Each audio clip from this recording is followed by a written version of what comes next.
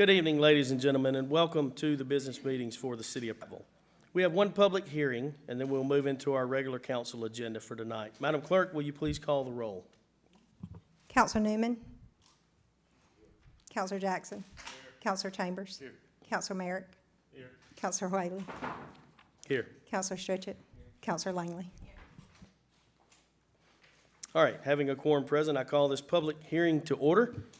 We have one item on our public hearing tonight, resolution to authorize the mayor to have overgrown grass and weeds at 205 Summer Court and 849 Loader Street abated and charge any incurred expenses for the abatement process pursuant to Chapter 46, City of Prattville Code of Ordinances. Is there anyone here who wishes to speak in favor of this item? Not seeing anyone. Is there anyone here who wishes to speak in opposition of this item? Okay, not hearing any. I determine this public hearing is closed. At this time, you're invited to stand with me for our Pledge of Allegiance and our invocation, which will be given by myself. I pledge allegiance to the flag of the United States of America and to the republic for which stands one nation, under God, indivisible, with liberty and justice for all. Let's pray. Father God, we come before you, God, as humbly as we know how tonight. God, just asking for your presence to be here, Lord, for you to be over our thoughts and our minds as we conduct business of the city. Father, we just ask that you would be with us and help us to have calm minds, calm hearts, Lord, and that we could carry forth with the business of the city. God, we thank you for the blessings of this cooler weather that we've been having. God, we thank you for all of the things that you provide for us. Lord, we pray for those that are sick and those that have other needs that you know of. God, we pray that you would be with us now as we go into this meeting, and it's in Jesus' precious name we pray. Amen.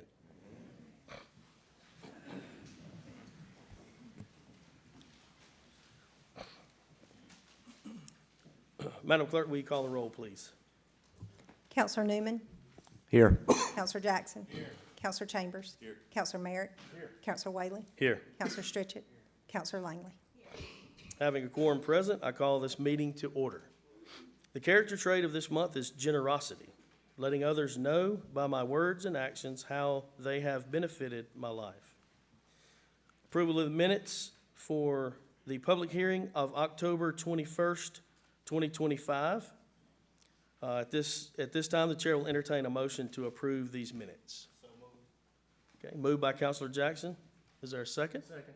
Second by Councilor Merrick. All right, all in favor of approving these minutes, please signify by raising your right hand. Okay, any opposed, like sign? Any abstention? Okay. And the minutes are approved.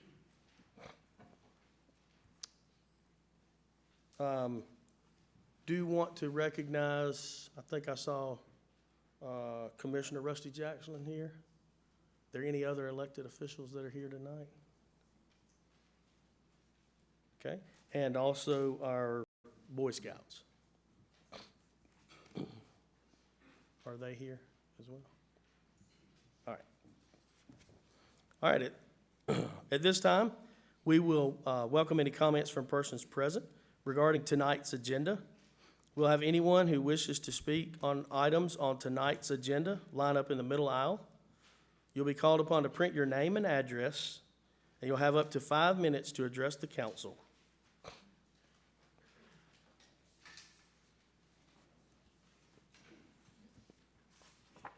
Okay? No. All right.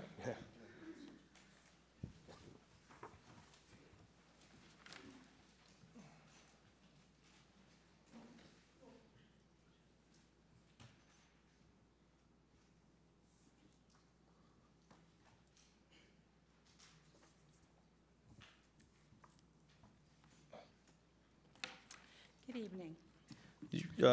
State your name and address for the record, please. Okay. Jackie Nix, 706 Running Brook Circle, Prattville. All right, thank you. I'm here to speak regarding agenda items 1 and 2. which seek to officially name the old bank building and the new venue across the street. I urge you to reject these names. First, it has been clearly communicated with this council that the proposed names' ties to racist past are offensive to a significant portion of our citizens in this city. This city has a rich past and many other people that we can honor instead. We have civil rights activist Sally M. Hadnot, musician Wilson Pickett, athlete Kevin Turner, journalist Caitlin Collins, and many others. I am positive we don't have to reach back 200 years for a namesake.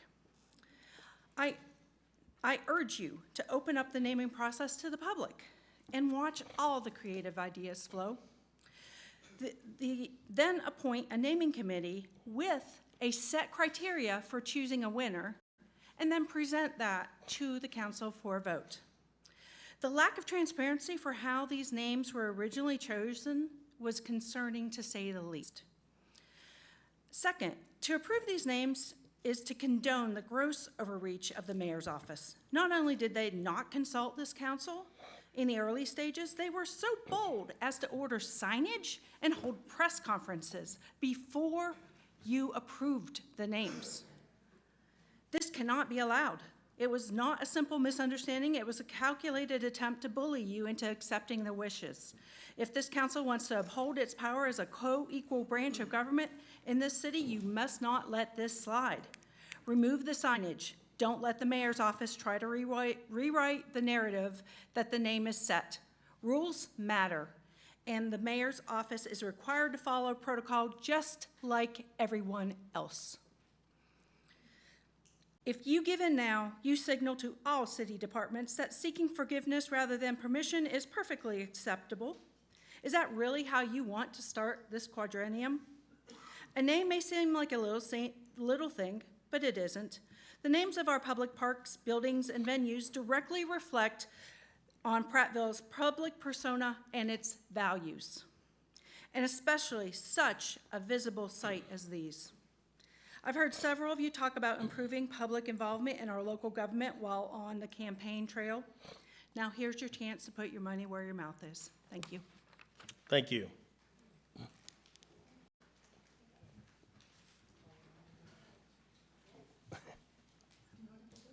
It's all right. Go ahead, Ms. Finnegan.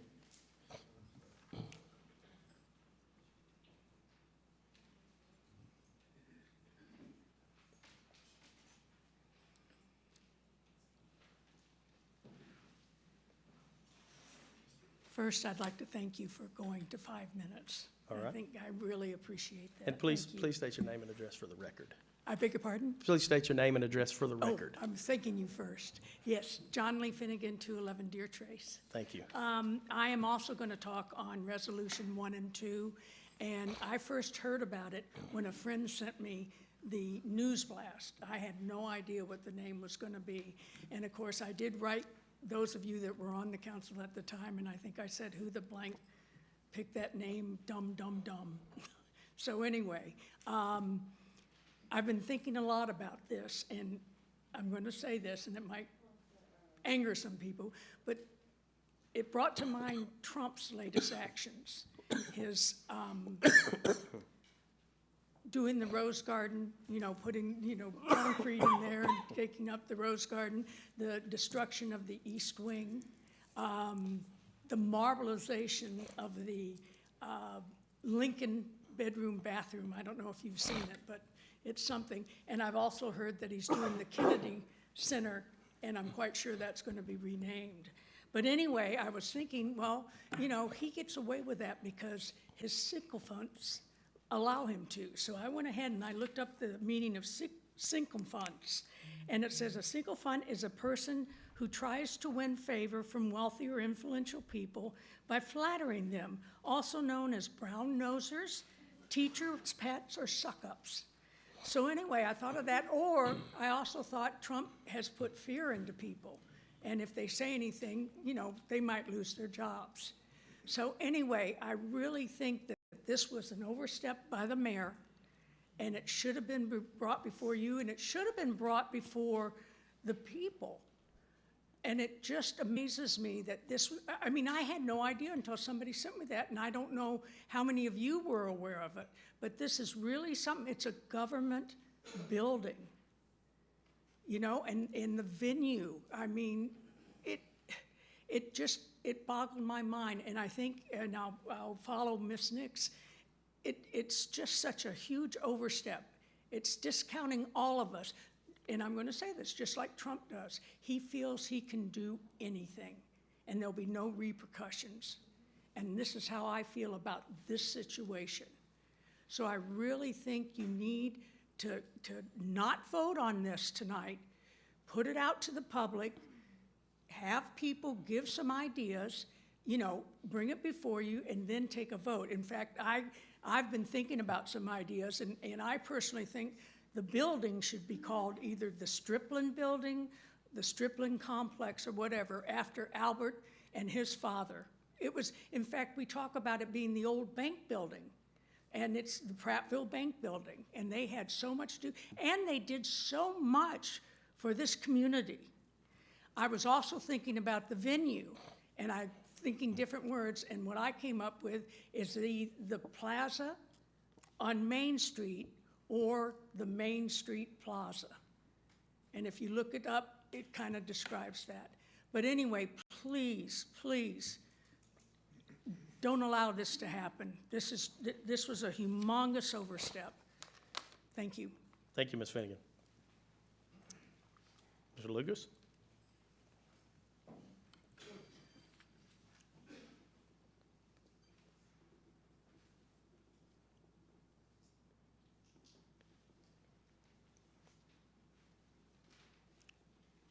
Pastor Patrick Lucas, 1211 Caliber Crossing.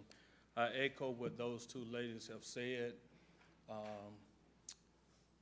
What I don't understand, if it didn't go through you guys, why is the name still up there? Why didn't somebody cover it up in a show of good faith to say, you know what, it has offended a lot of people.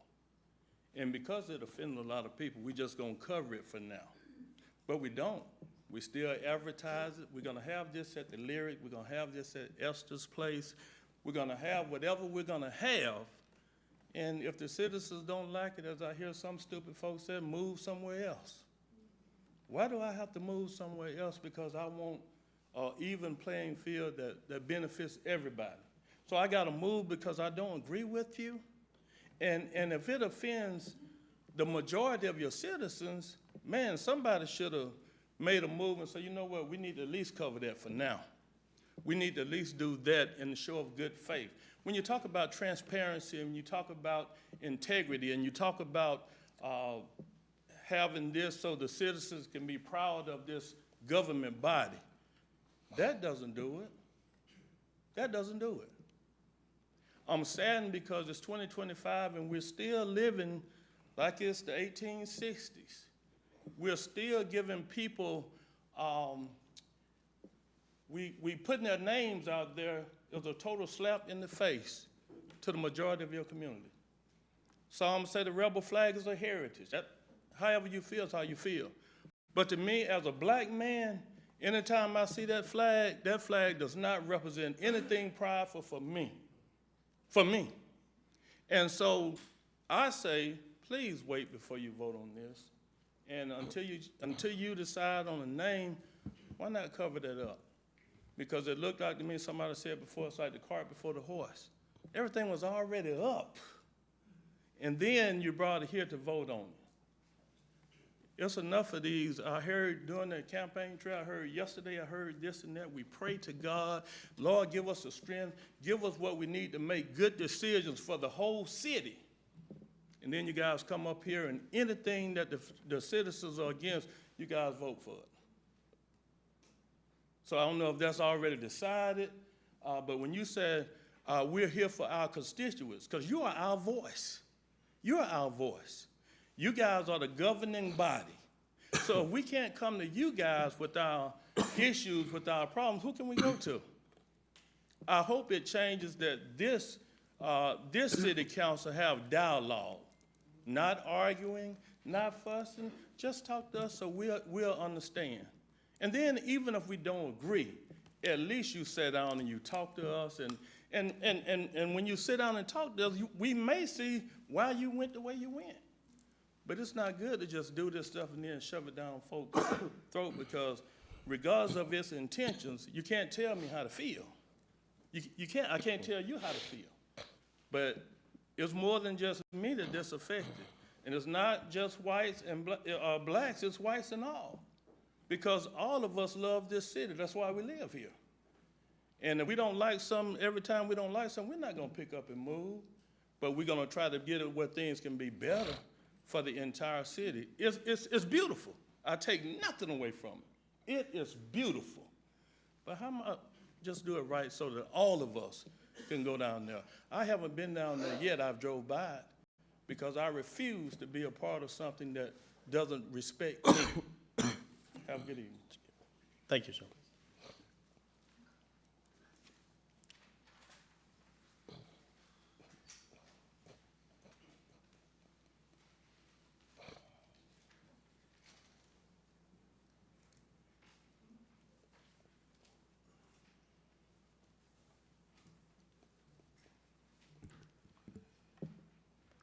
My name is Jean Williams. I live at 1417 Longview Heights Road. Yes, ma'am. It's a dead-end street. I've lived there all my life. And my dad died. And then after that, my husband died in 2018. I left all this parts and tools and stuff out. And it's never been a problem until this man shows up this week and asks me to clean it up. Well, I'm not able to clean it up. But I have got a thing in my purse where I paid $45 to have a load hauled off. But it takes time because that girl that's sitting right there is the only one that's renting a trailer from me there. And she's cleaned up as much as she can on the weekends, but she can't do it overnight. And I'm asking y'all to please give me time to get it all cleaned up, and it may take several weeks. But I'm not asking you to let me leave it like it is. Yes, ma'am. Have you communicated that information with the code enforcement department? I have with Chris Johnson. Okay. But he just won't listen to me. I mean, Okay. Mr. Mayor, Yes, sir, thank you. And if you don't mind, if you'll get with me after this meeting or call with me tomorrow, I'm sorry I don't have a card with me, but if you want to get in touch with me tomorrow or staff tomorrow, we'll be able to talk things over with you and see whatever else we might be able to do for you. well, I certainly appreciate it because if I was able, I would get out there and work like a dog to clean it up Yes, ma'am. myself. But I'm not able. I help her with all I can help her with.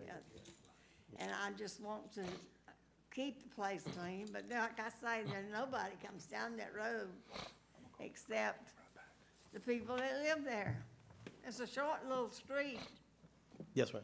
and I came back there and built me a house when I moved back to Prattville and got a job with the Board of Education and retired with them. And I want everything clean, but I can't do it overnight, and she can't do it overnight because she works every day. Yes, ma'am. And I just wish y'all would give us some time to clean it up. Yes, ma'am. And the mayor's got a card there for you if you'll contact him on that. It is still in the code enforcement process at this time, so the mayor will be able to help you with that tomorrow. The item that's on there tonight is to declare it a nuisance. It's not to abate it. So there is still time for you to contact him, and then and he'll work with you in the code enforcement process. Okay. And if I might, I believe Captain Walker might talk with you right as you exit the building. Okay. Okay. Thank you. Thank you. Thank you. Yes, ma'am. Thank you. All right, is there anyone else that wishes to address the council for items that are on tonight's agenda?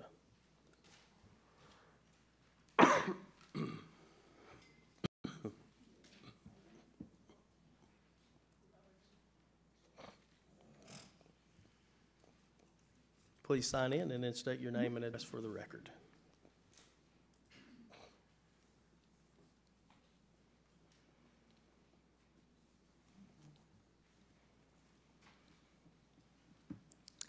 Hello, I'm Jessica Hayes, and I live at 1954 Chancellor Ridge Road.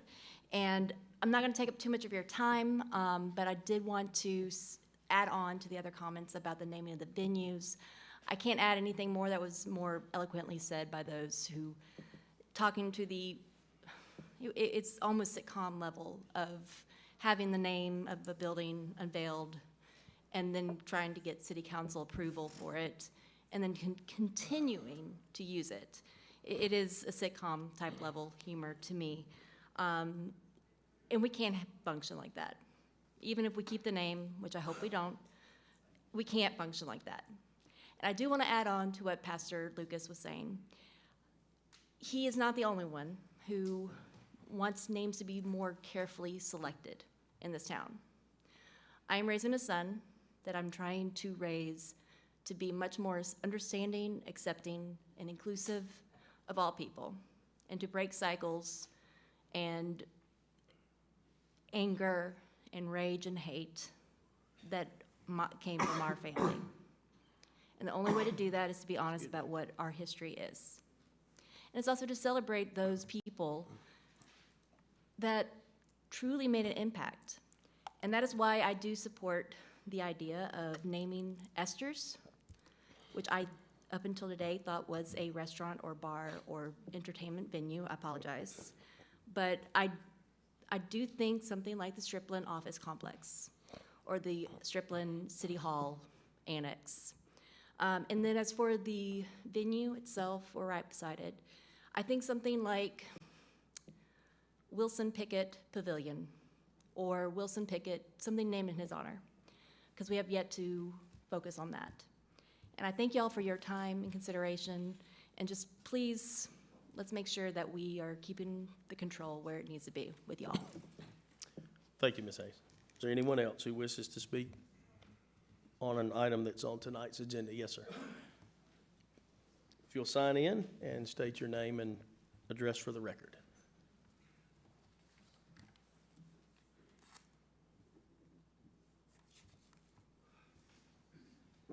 Maverick Roberts, 327 Dillard Street.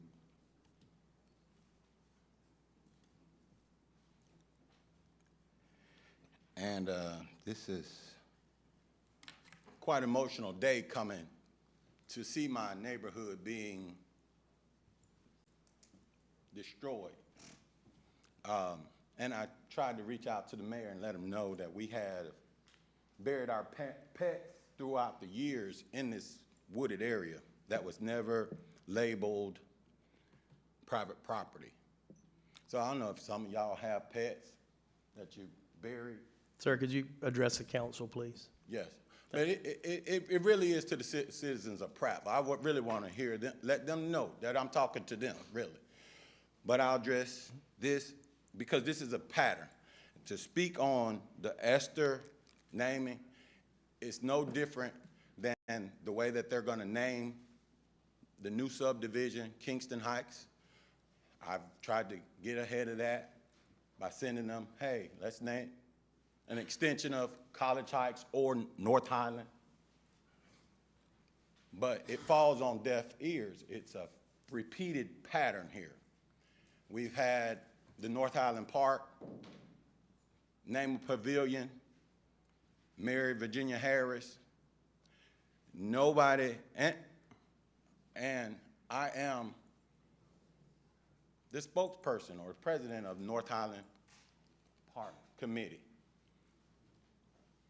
So I've watched these videos, YouTube, all the time. You got these people talking about the park. Who's the president of the park, Parks and Recreation? Who's over at the budget? The budget's over budget, but no, I know what the budget was, because I was, like I said, the president of the North Highland Committee over the park, right? The way I got that position was I started a petition to get the consensus of the community of what y'all wanted, what we wanted to do with the park. And I was so proud to get those 150 signatures. Didn't think it would happen, but that was the first step in trying to get the community together, to get the petition together. And that's how we started. This is in no particular order, but just some of the things that goes on in our community that I just had to go to a higher level dealing with it. We have Reuben Gardner. He is believed to be the owner of the Masonic Lodge, which served as a gathering place for social and civil community meetings. Mr. Rhodes, I hate to interrupt you, and I'll give you your time back. Is this concerning something that's on tonight's agenda? Yes, it's the pattern of things going unnoticed. So where I was at was, in our community, we have a dilapidated building, which is believed to be owned by Mr. Cartwright. Okay. The other buildings in our community, the first thing, that lady's been harassed about her getting her stuff together, but he's not. And that was just one of the first one. But you're yielding my time. I get a little Yes, sir, time I'll back. give you your time back. Cedric Campbell. Mr. Campbell worked for GMC. He had full knowledge and communication with regards to the North Highland Park. He served as the primary person to discuss the community's ideas. He presented plans which had already been designed prior to the community meetings. His plans were rejected. After more plans, he appeared to have sided with the mayor and not responded to the emails. He received $35,000 for his services and $5,000 for community input meetings. That's how some of the money was spent over budget. They spent some of our money on a community meeting, $5,000. But to the new regime, welcome, and I hope that you guys have a good tenure, and we're gonna follow up on these complaints to the State Ethics Commission, and I hope that y'all will stand behind me on, let's not keep pointing the finger. We've already seen what has been done. We're just gonna follow the money, and hopefully we'll get somebody new in these positions that'll be honest and transparent with the funding. Thank you. Thank you, sir. Anyone else that would like to speak on an item that is on tonight's agenda? All right, not seeing anyone else. Mr. Mayor, do you have a report? Yes, sir, thank you, and good evening, councilors. You know, as we kick off this new quadrennium, I want to congratulate each of you, especially our new bookend councilors. Welcome. I look forward to working with each of you as we keep Prattville progressing. Council, we just closed out the 7th Annual Parade of Pumpkins, and I think we had record participation and visits to our downtown. I talked with many vendors and merchants who had record sales and even sold out at times during this event. While I was at the league training last week, I heard from many elected officials talking about the event and our community in a very positive way. And I want to thank everyone who contributed to making this event a very much success. It takes very many different departments, and this is definitely one of the events that people come to Prattville for. Councilors, I also enjoyed dinner in the district last night with several of you. I want to thank the Chamber of Commerce for partnering with the City of Prattville for this event. It's events like this that make Prattville a wonderful place to call home. This community is full of energy, friendship, and hometown pride. Council President Whaley, I have asked the department heads to include all city councilors on emails pertaining to council agenda items. I will await your directions on committee assignments.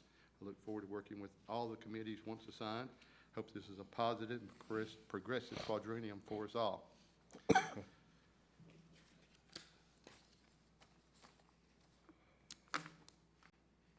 Councilors, I do want to apologize if I have created a situation for us all.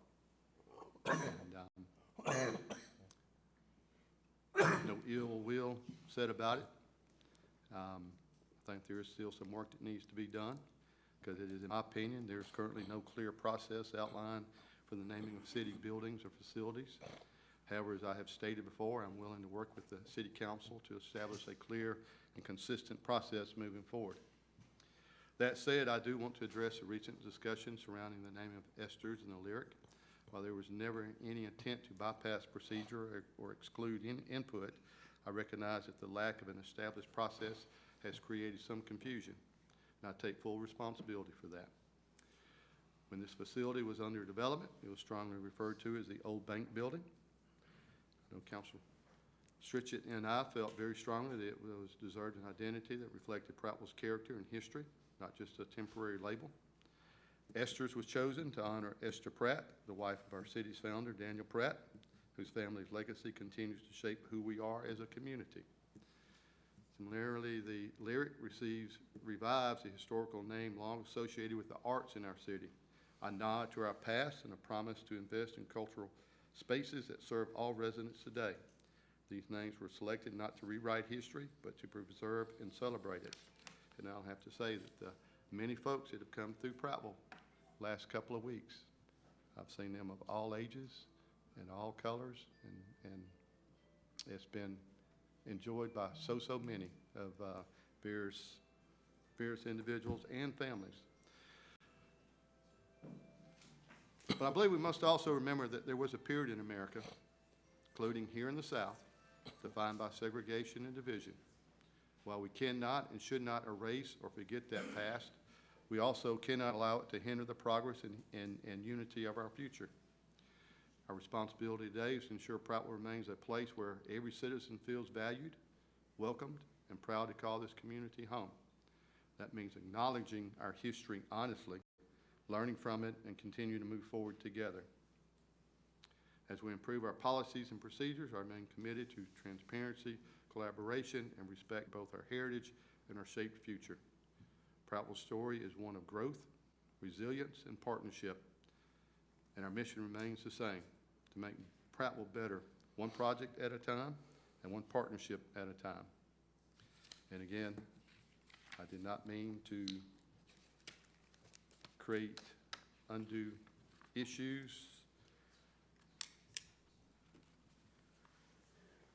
And Mr. President, that's the end of my report. Thank you, sir.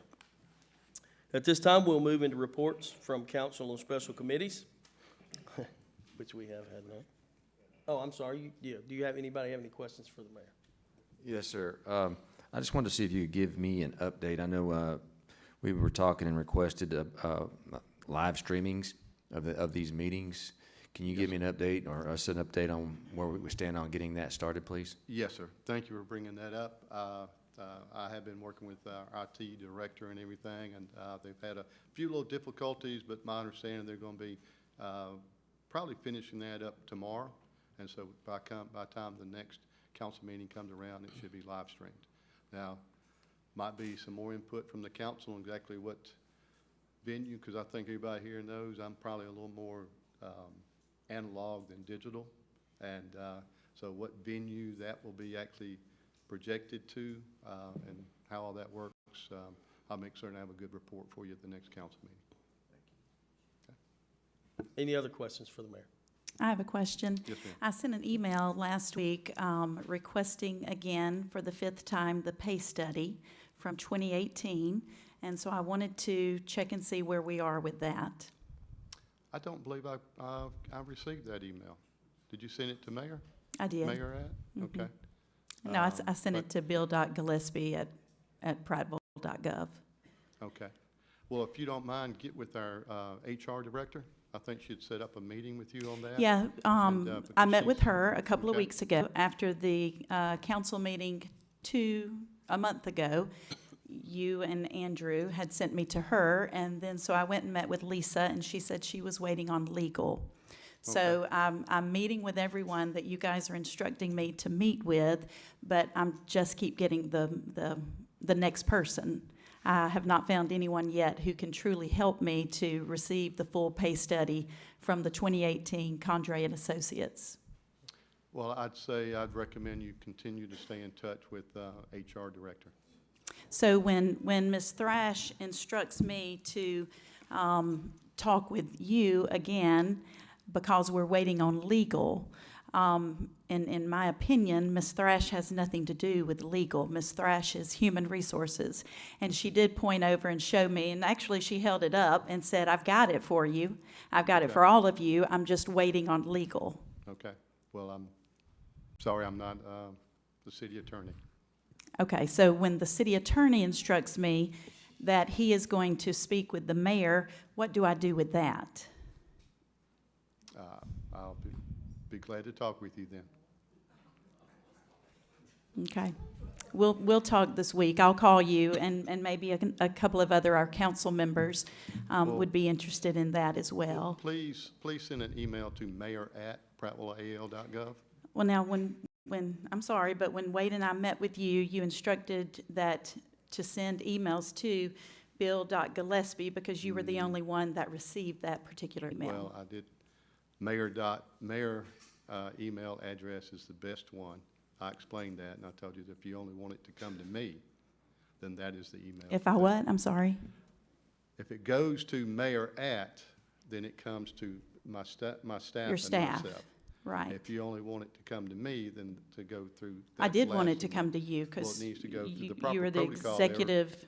The proper protocol there is to go through mayor@.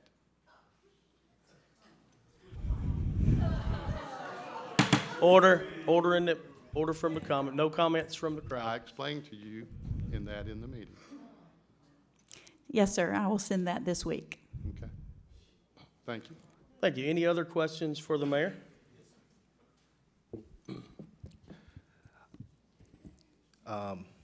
As you have, I've received a lot of calls and texts and compliments about the venue, and people have really enjoyed the music and festivities, and I think it's been great for our city. And with that, people have asked, who do they need to contact if they would like to rent the facility? Because people are already requesting if they could possibly host events down there, and I don't know. So I wanted to ask you, who should we refer them to about renting the space? You can send them to mayor@prattvilleal.gov. Okay.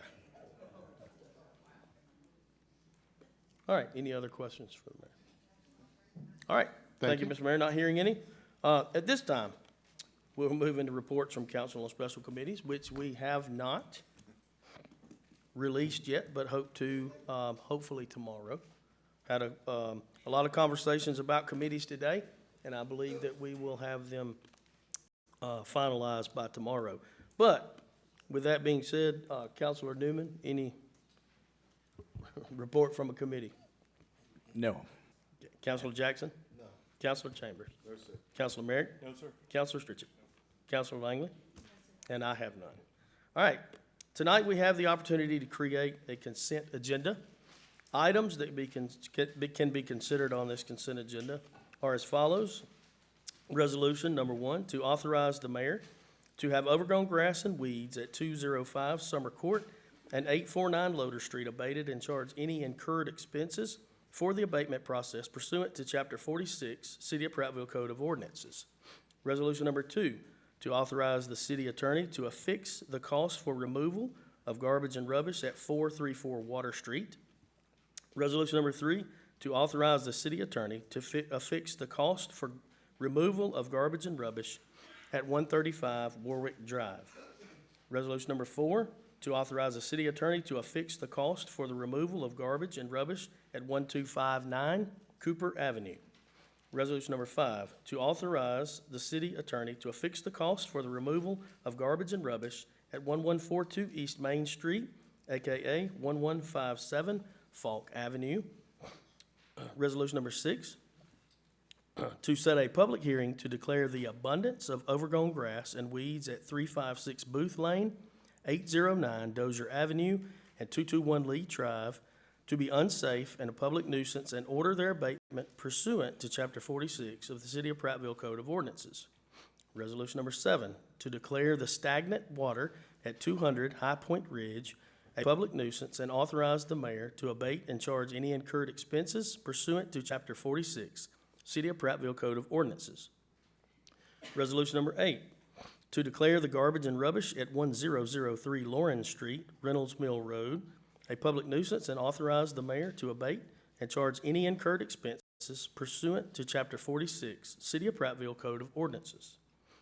Resolution number 9, to declare the garbage and rubbish at 215 Holly Court a public nuisance and authorize the mayor to abate and charge any incurred expenses pursuant to Chapter 46, City of Prattville Code of Ordinances. Resolution number 10, to declare the garbage and rubbish at 516 East Main Street a public nuisance and authorize the mayor to abate and charge any incurred expenses pursuant to Chapter 46, City of Prattville Code of Ordinances. Resolution number 11, to declare the garbage and rubbish at 102 Strength Street a public nuisance and authorize the mayor to abate and charge any incurred expenses pursuant to Chapter 46, City of Prattville Code of Ordinances.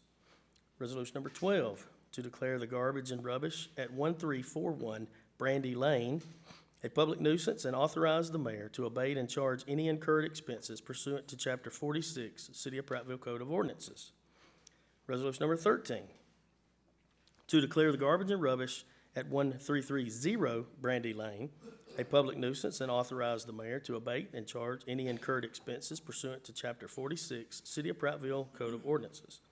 And finally, Resolution 14, to declare garbage and rubbish at 1417 Longview Heights Road a public nuisance and authorize the mayor to abate and charge any incurred expenses pursuant to Chapter 46, City of Prattville Code of Ordinances.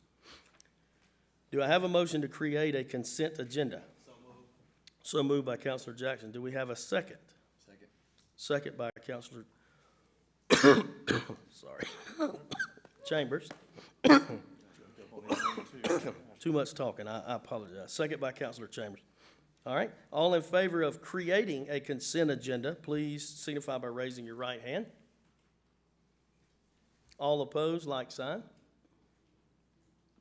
All right, and any abstentions? Okay. The consent agenda is now before us. Do I hear a motion to adopt the consent agenda? So moved.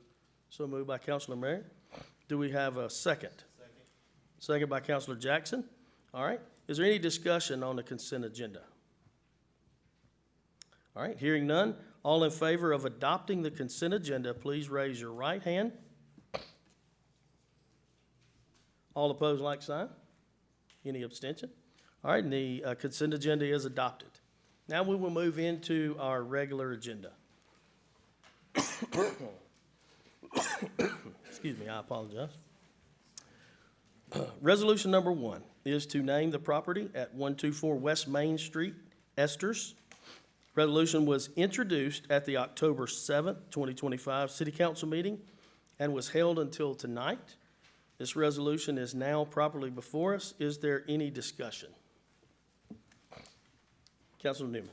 So I would like to bring a couple of points up around this specific venue or area. I do believe that we need to figure out how to take a pause on this and establish some sort of framework. What we've done is we've gotten ourselves, in my personal opinion, in what the military would say a ready, fire, aim situation. We've definitely put the cart before the horse to some degree, and I would like to fix that problem. And I think we're in a quandary with it because we don't have a procedure or a framework in place for something to be taken through a process and then brought to the council for approval. And I don't know why we don't, but we don't. And then on top of that, without that process, we end up in a situation like this. If we approve it at this point, we have now set precedent, which we can't do as well, because then any process we do after that will have set a precedent that we don't have to use the process. So we're in a little bit of a situation where we need to figure this out to fix it. And I want to say, first of all, to my fellow counselors, I don't have a problem with the facility itself as it stands. It's a very nice facility. I think the bank building is a great use of space, what we're going to do with it. I don't mind the paint on it, as a matter of fact. I know it was approved and it went through an approval process. It's fine.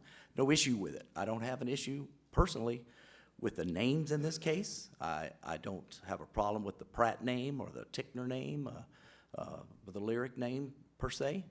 My problem is that we didn't have a process. We didn't walk it through. We didn't get input. And I go to meetings, and I've been to meetings before I ran at every opportunity I could be at. And I heard no mention of a name from anyone.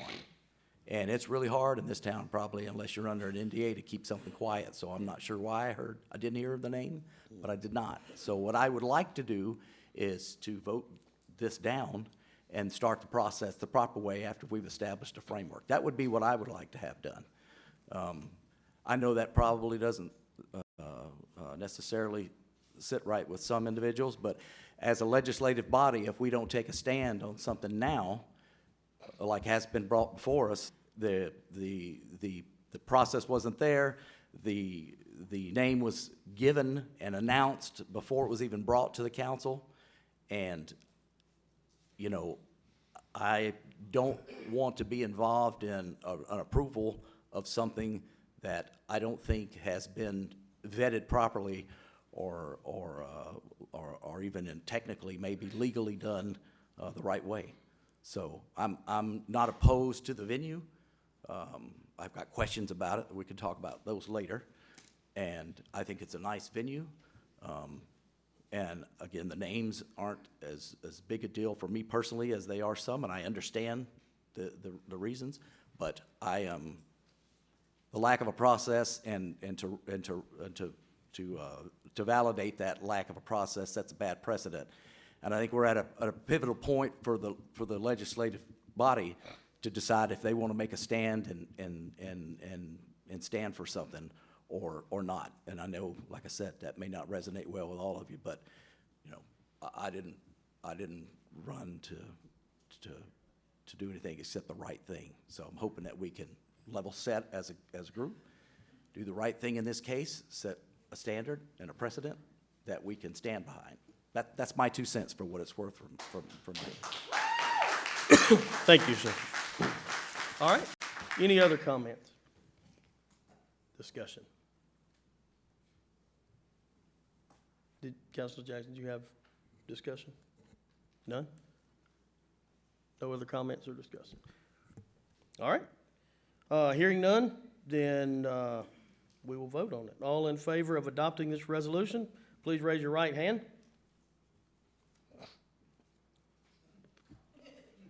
All opposed, like sign. Any abstention? Okay. One abstention. Did you get that, Madam Clerk? Okay. So this resolution does fail. All right, resolution number 2, to name the outdoor venue adjacent to Esther's as the Lyric at Esther's. This resolution was introduced October the 7th, 2025, City Council meeting and held until tonight. The resolution is now properly before us. Is there any discussion? Councilman Newman? Can I say ditto? Yes, sir. You can. Any further discussion? Okay, not seeing any. This is before us, so all in favor of adopting this resolution, please raise your right hand. Any opposed, like sign. Okay, and any abstain? One, this resolution as well does fail. Resolution number 3 is resolution number 3 is to authorize the release of funds for the purchase of 2 pure storage servers from SHI International Corporation for the Information Technology Department at a cost not to exceed $278,430. Councilor Newman, will you introduce this resolution? Absolutely. Whereas a need has been identified to purchase 2 pure storage servers to replace existing outdated servers, and whereas said servers are available through the state contract number MA218091-999-1 from SHI International Corporation at a cost not to exceed $278,430. And whereas this is a budgeted expense in the Information Technology Department, now therefore be it resolved by the City Council of the City of Prattville that funds in the amount not to exceed $278,430 for the purchase of said servers are hereby authorized and approved to be paid to SHI International Corp., and said funds are approved and appropriated from the FY 2026 budget, line item Information Technology outlay. So moved. All right, we have a motion. Do we have a second? Second. Second by Councilor Jackson. All right. Is there any discussion on this agenda item at this time? Okay, hearing none, all in favor of this resolution, please raise your right hand. Any opposed, like sign? Okay, and this resolution does pass. Next on our agenda is resolution number 4. Excuse me, to authorize the mayor to enter into an agreement with Civil Southeast LLC for engineering services for the Alabama Department of Transportation, ALDOT, project number STPMN0125 CPMS, reference number 100080312 and 100080315 for resurfacing and planing on Sheila Boulevard from East Main Street to State Route 14 or US 31 North Memorial Drive at a total cost not to exceed $99,700. Net cost to the city not to exceed $19,940. Councilor Jackson, will you introduce this resolution? Whereas in Resolution Book 2025A, page 156, on June 3rd, 2025, the City Council of the City of Prattville authorized the mayor to enter into a preliminary engineering and construction agreement with the state of Alabama, acting by and through ALDOT, project number STPMN 0125 CPMS, reference number 100080312 and 100080315 for resurfacing and planning on Sheila Boulevard from East Main Street, State Route US 31 North Memorial Drive, and whereas the engineering department has identified a need for engineering services for said resurfacing and planning project, and whereas Civil Southeast LLC has the expertise to provide said services at a cost not to exceed $99,700 and net cost to the city not to exceed $19,940, and whereas Section 3922E1 Code of Alabama 1975 as amended allows contracts to secure services with engineers possessing high degree of professional skill to be let without bidding. And whereas this is a budget expense in the Capital Projects Fund, now therefore be it resolved by the City Council of the City of Prattville that the mayor is hereby authorized to enter into an agreement with Civil Southeast LLC for said engineering services and funds in the amount not to exceed $99,700, net cost to the city not to exceed $19,940 are hereby approved and appropriated from fiscal year 2026 budget line item Capital Projects Fund, TAP MPO Sheila Janice Thames. Be it further resolved that the mayor is hereby authorized to execute any and all documents necessary to carry out the intent of this resolution. So moved. All right, we have a motion. Do we have a second? Seconded by Councilor Merritt. All in favor, is there any discussion on this item? Not hearing any. All in favor of this resolution, please raise your right hand. Any opposed, like sign? All right, this resolution is adopted. Resolution number 5 is to set a public hearing to rezone property located inside the corporate limits at 1320 Old Ridge Road East from FAR, Forest Agriculture Recreational District, to INST, Institutional District. Petitioner is Central Alabama Community College. Councilor Chambers, will you introduce this resolution? Yes, sir. Whereas Central Alabama Community College is the petitioner for the property described in Attachment A, and whereas said property to be rezoned is located inside the city limits at 1320 Old Ridge Road East, and whereas the petitioner wishes to rezone the approximately 123.5 acre property from FAR to institutional. And whereas a public hearing on the proposed rezoning was held by the City of Prattville Planning Commission on October 16, 2025, and whereas the Planning Commission did recommend the zoning of said property as described in Attachment A be amended from FAR to institutional, now therefore be it resolved by the City Council of the City of Prattville that a public hearing is set for December 2nd, 2025 at 6 p.m. at Prattville City Hall. So moved, Mr. President. All right, we have a motion. Do we have a second? Second. We have a second by Councilor Jackson. Is there any discussion on this item? All right, not hearing none. All in favor of this resolution, please raise your right hand. Any opposed, like sign? And any abstention? Okay. This resolution is adopted. Now, Councilor Chambers, will you read in the ordinance portion?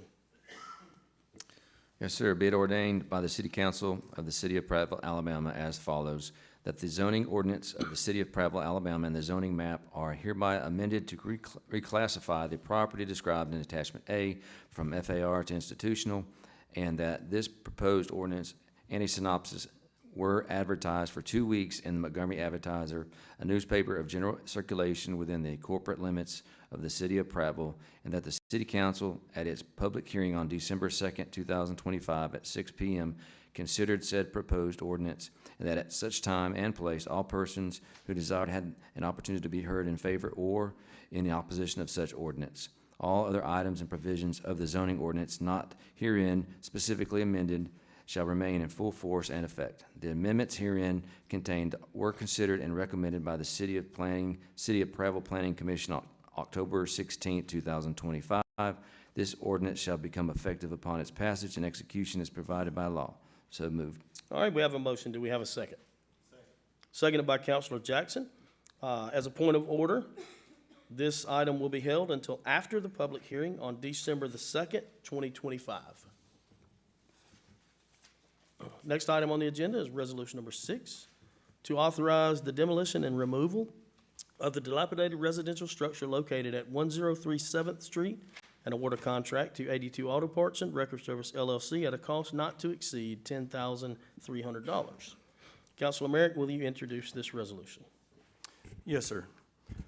Whereas the City of Prattville Building Inspector declared the residential structure at 103 7th Street to be unsafe and a public nuisance on May 9, 2024, pursuant to Section 11-53B of the Code of Alabama 1975 as amended, and whereas on May 9, 2024, notice was sent by certified mail and delivered on May 28, 2024 to the last known property owners and to all parties having interest in the property, ordering the repair or demolition of the residential structure at 103 7th Street within 45 days of said notice.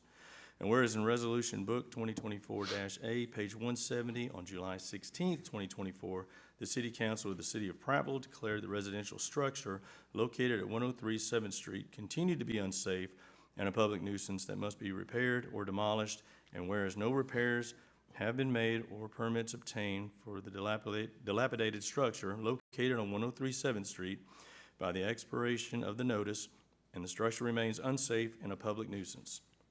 Now, therefore be it resolved that the City Council of the City of Prattville hereby authorizes the mayor to take whatever steps necessary to remove the unsafe residential structure located at 103 7th Street.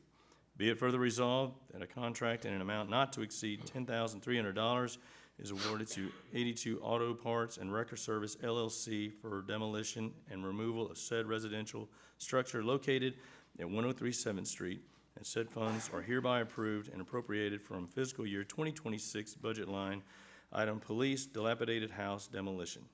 Be it further resolved that the mayor is hereby authorized to execute any and all documents necessary to carry out the intent of this resolution. So moved, Mr. President. All right, we have a motion. Do we have a second? Second by Councilor Jackson. Is there any discussion on this item? I have a question, and it may be because I'm late to the party, but have we been approached by the homeowner at all? Have they come before the council? Have we had any contact with them? Do we know? I am not aware of this homeowner coming before the council at all. Okay. Thank you. Any other further discussion? Okay. All in favor of this resolution, please raise your right hand. Any opposed, like sign? Okay. This resolution is adopted. Resolution number 7, to authorize the mayor to enter into an agreement with Civil Southeast LLC for engineering services for the Alabama Department of Transportation, ALDOT, project number STPMN0125, CPMS, reference number 100080310 and 100080313, for resurfacing and traffic striping on West 4th Street from Gin-Shop Hill Road to State Route 6, US 82, at a total cost not to exceed $53,700, net cost to the city not to exceed $10,740. Councilor Jackson, will you introduce this resolution?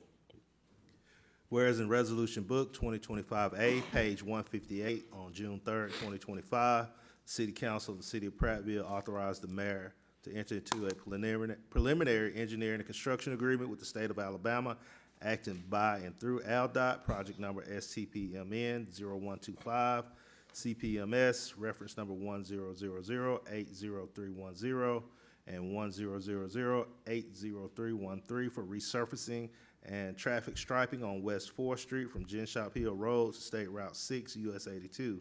And whereas the engineering department has identified a need for engineering services for said resurfacing and traffic striping project, and whereas Civil Southeast LLC has the expertise to provide said services at a total cost not to exceed $53,700, net cost to the city not to exceed $10,740, and whereas Section 3922E1 Code of Alabama 1975 as amended allows contracts to secure services with engineers possessing a high degree of professional skill to be let without bidding, and whereas this is a budget expense in the capital projects fund. Now therefore, be it resolved by the City Council of the City of Prattville that the mayor is hereby authorized to enter into an agreement with Civil Southeast LLC for said engineering services and funds in the amount not to exceed $53,700, net cost to the city not to exceed $10,740 are hereby approved and appropriated from the fiscal year 2026 budget line item Capital Projects Fund, Old Ridge Road Paving. Be it further resolved that the mayor is hereby authorized to execute any and all documents necessary to carry out the intent of this resolution. So moved. We have a motion. Do we have a second? Second by Councilor Merritt. Is there any discussion on this item? Hearing none, all in favor of this resolution, please raise your right hand. Any opposed, like sign, and the resolution is adopted. This concludes our items on tonight's agenda. The council welcomes comments from persons present. We will have anyone who wishes to speak line up in the middle aisle. You'll be called upon to print your name and address, and you'll have up to 5 minutes to address the council. Please state your name and address first, and then you may begin to speak. Keep in mind that the council may not have the information on hand to answer any questions from the dais, but you can email any and all concerns or questions to citycouncil@prattvilleal.gov. Okay, Marianne Dillard. And I thought it was discussed yesterday Your- that you weren't your gonna address? give out addresses Okay, anymore. and we have discussed that with the attorney, and his interpretation of the law says that this is a public meeting, and we are required, our clerk is required to keep an accurate record of all of the items in the proceeding. So the guidance that we got from our legal department was that in case comments are subpoenaed, that we need to have those as well. Is that- Okay, but you've got this on a sign, I'm not trying to argue, you've got this on a sign-in sheet, and I'm almost certain Montgomery doesn't make you do that. Okay, but. And I'm not, so- you know, I don't have a problem per se now saying my address because everybody knows, but before, as a single mother with a son at home by myself, no, I did not want to put my address out there. Okay, So, my comment is, I want to thank y'all for doing the right thing on number 1 and number 2. I do appreciate that. And I would like to also be added to the pay study when it's released. I asked for it over a year ago. I tried to find my email, but I can't find it. And I would like to be added to that list when it's released, since I haven't got a response either. That's it. all right. Thank you.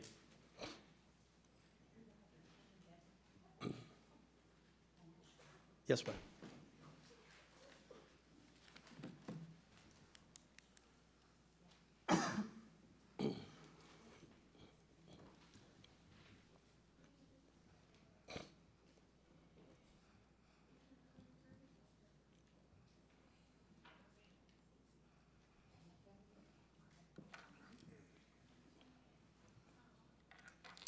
Greetings to you. My name is Lavandalyn Renee Robinson. I reside at 118 Cosby Court here in Prattville, Alabama. I want to bid congratulations to each of you for serving our city in this new next 4 years. But I am here just to stand before you. As you know, my parents are the owners of 106 7th Street. And I'm not here to complain. I'm not here to give you a long list of who did what and who didn't do what. I'm not here to mudsling tonight. I'm here to remind you of the story of Nehemiah. In the book of Nehemiah, he was a man that had a mission. In that book, he had some challenges by two people. One name was Sanballat, and there was another. But he overcame those challenges because he chose to build with one hand and fight with the other. And I'm here to share with the council that all my family wants to do is to build the legacy and the heritage and the history that my great-grandfather left in 1905. We've been facing some challenges, and I want the council to know there has been some challenges and some sabotage from the executive offices of this city. But I want you to know we're ready to build, just like Nehemiah built, through the challenges, through the bureaucracy, through the slander, through the mudslinging. And we want a safe structure. We want to abide by all of the rules and regulations that this city and the code enforcement says that we have to do. But we want the city council to know that we are ready to build and do the right thing. We started a good work, and we want to complete it. But there have been some things in the past that the city council was left in the dark about. I want to bring it to the light tonight. I want you all to be aware. Councilwoman Langley, Councilman Stritchick, Councilman Merritt, Councilman Whaley, Councilman Chambers, Councilman Jackson, and Councilman Newman. You all claim to be people of faith. Let your light so shine before men that they may see your good works and glorify your Father which is in heaven. Stand for the people. All the Robinsons want to do is build, just like you built that beautiful structure over there. We have a beautiful structure ready to be built at 106 7th Street. We are just tired of going through the back and forth. We're ready. And just like Nehemiah, we will not be stopped, and we will complete the work. Thank you, and you all have a wonderful and a blessed evening. Thank you. Yes, sir, Mr. Mayor.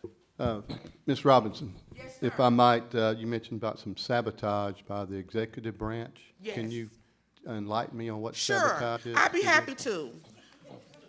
Sure. 2 years ago, we stood here, and some of you all know the story. Many of you all were here that voted.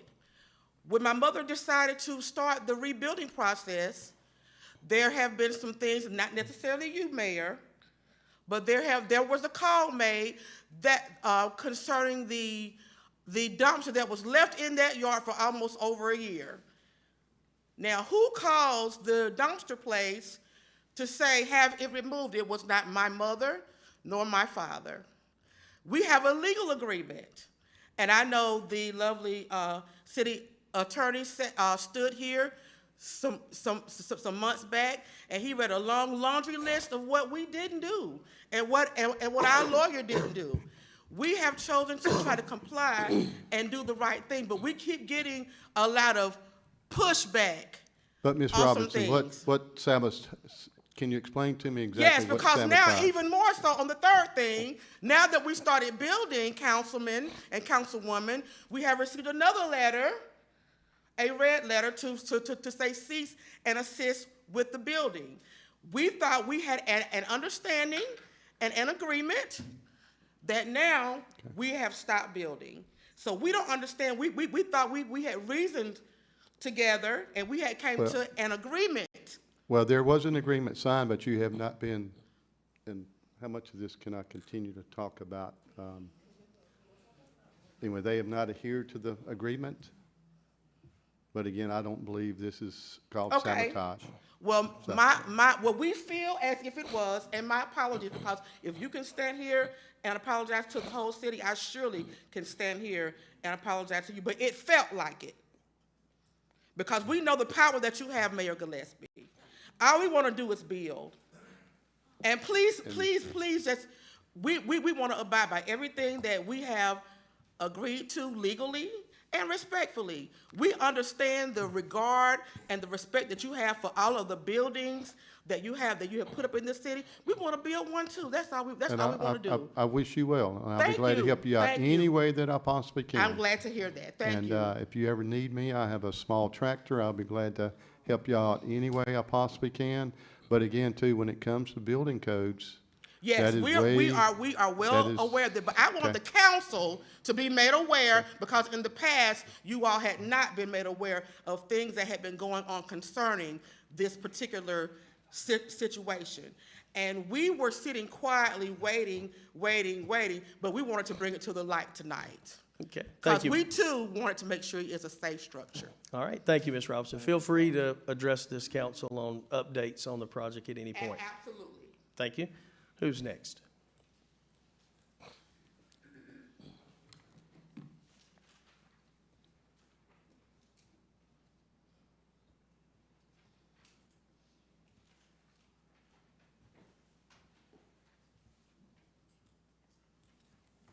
Melissa Brown, 2022 Summit Parkway. In the midst of this government shutdown, we have an opportunity for local government officials to step up and demonstrate their support for their communities, to practice what they preach. But what we're seeing, we're simply not seeing that leadership from our mayor. Over 8,000 people in Autauga County and over 10,000 people in Elmore County are impacted by this shutdown. Specifically for Autauga County, these are people you all represent. Allowing food to be used as political leverage is completely unacceptable and sinister, might I add. Right now, all around the US and even in Alabama, we're seeing mayors and municipal leaders step up in this time of need. Small, locally owned grocers, especially in grocery stores, and especially in rural areas, are particularly vulnerable to the lack of SNAP funding because SNAP benefits account for a large portion of their sales. The same concept applies to Medicaid and the ACA, which is part of which is the Medicaid expansion. Hospitals in Alabama rely heavily on Medicaid payments for a significant portion of their income because many citizens in these areas, US citizens might I add for context, cannot afford health care without assistance in these rural areas. Thanks to Ronald Reagan's administration, hospitals cannot turn you away if you don't have insurance, which is amazing. So Medicaid helps rural hospitals recover from this deficit when people have emergencies and they need help right now. Have any of you talked to our governor about how her refusal to accept Medicaid expansions affects local communities, including our hospitals? Now's the time to do so before it gets too out of hand and too late. We also need to keep in mind that SNAP benefits are temporary for most users. 2/3 of non-disabled, able-bodied recipients are on SNAP for less than 2 years. 1 in 8 Americans will be on SNAP at least some point in their life, whether as a child, a college student, a person in between jobs, or after retirement. I know that we as a community cannot fully make up for the lack of SNAP funding because SNAP is an incredibly efficient system, regardless of what others would say. Local food banks, municipal food assistance systems, charities, and churches spend 9 times as much money to provide one meal SNAP does. These communities, these other organizations spend 9 times as much money to provide one meal that SNAP does. Coming up with temporary local solutions to this national problem isn't going to be easy, but it's necessary, at least for now. Please start using your platform to start sharing information about local food drives and uplift others who are trying to help those in need right now. Because these are people who are affected. Your constituents are affected by this government shutdown. Do not make your constituents feel alone and isolated. Practice what you preach and what you pray, please. And I would also like to include as well that there's a lot of AI videos recirculating around.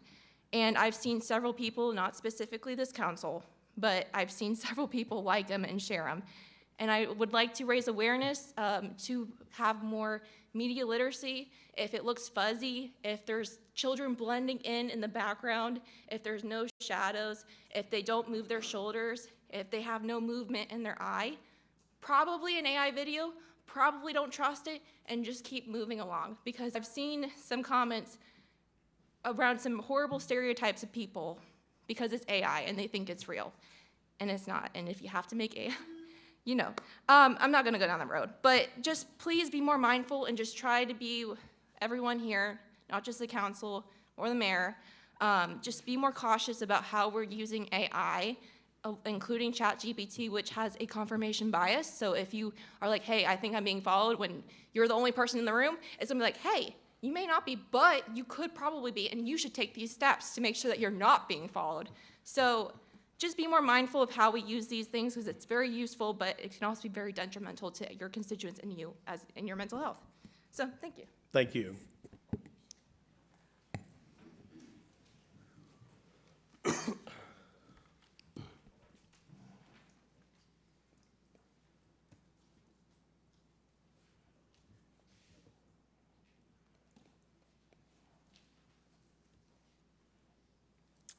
Jackie Nix, 706 Running Brook Circle. I want to speak to you about an issue that isn't on the agenda now, but soon will be, and that's the appointment of library board members. As we all know, the city council's only responsibility regarding the library is to fund the library and to appoint the governing board members. This system was intentionally set to be independent of city and county politicians. Our apolitical system served us well for over 50 years. But that all changed in 2023 when the county commission ignored recommendations by the sitting library board to appoint its own candidate. This prompted mass resignations, leading to a completely new library board with no experience in running a library. I tell you this to remind you that the current situation is not normal. The standard protocol of giving preference to the recommendations of a sitting board should only apply when the sitting board has been a good steward of public resources and funds. When a board is shown to not be good stewards and not acting in the best interests of the public, it is your duty to rectify this by whatever means within your power. In this case, by reshaping the board with your appointments and/or controlling funding. I recently obtained copies of the fiscal year 25 financial report and the fiscal year 26 proposed budget. I found several concerning items. This APBL board asked for level funding for the last 3 years, which was $350,000. This year, an additional $60K was appropriated for raises. However, level funding does not mean that we are receiving consistent services from year to year. My first concern is dollars spent on legal actions. This board is involved in 2 major lawsuits. The first resulted in $20,000 settlement and untold legal fees. The second is a federal lawsuit which is ongoing. The fiscal 25 report stated that $18,233, or 2.5% of the total budget, was spent on legal fees. Another $18,000 is budgeted for this year. That's over $36,000 from the library's coffers spent on legal fees when they have access to free legal representation through the city and the county attorneys. Those are dollars that could be better spent. I'm also concerned about reduced library resources for our children. This board oversaw our library not purchasing a single book for 6 months in fiscal year 24. And in fiscal year 25, spent roughly $18,000 on children's books and roughly $25,000 on adult books. That might sound reasonable, except until you realize that children's books should comprise 2/3 of the collection. That's because children's books is a far-reaching category, including board books, picture books, early readers, chapter books, middle grade, and YA. You might think this was a simple oversight. However, The FY '26 budget maintains this funding purchasing shortfall. I'm in the process of obtaining additional financial reports from past years to see how it compares to how past boards handled. And to further drive home the loss of services for Prattville's youth, let me point out that the library is cutting funding to extremely popular youth programs at the library, including Baby Time, Toddler Time, and TAB. Roughly $500 is to be cut from TAB, $1,000 is to be cut from baby and pre-K programs, and nearly $2,000 cut from elementary and YA programs. Additionally, there's no inflation adjustment for funding of the summer reading program, so that program will face tight belting as well. In conclusion, this board does not have the best interests of our youth and our community in mind. Our tax dollars should be going towards toddler time and chapter books, not into Birmingham lawyers' pockets. Don't take my word for this. Go to the library, request financial reports, and do a side-by-side comparison as I did. I'd be happy to talk to any of you, but I encourage you to do your own research. When you appoint our board members, you are sending people who represent you. Please take the time and care to send people who will be fiscally responsible and transparent as you yourselves have promised to be.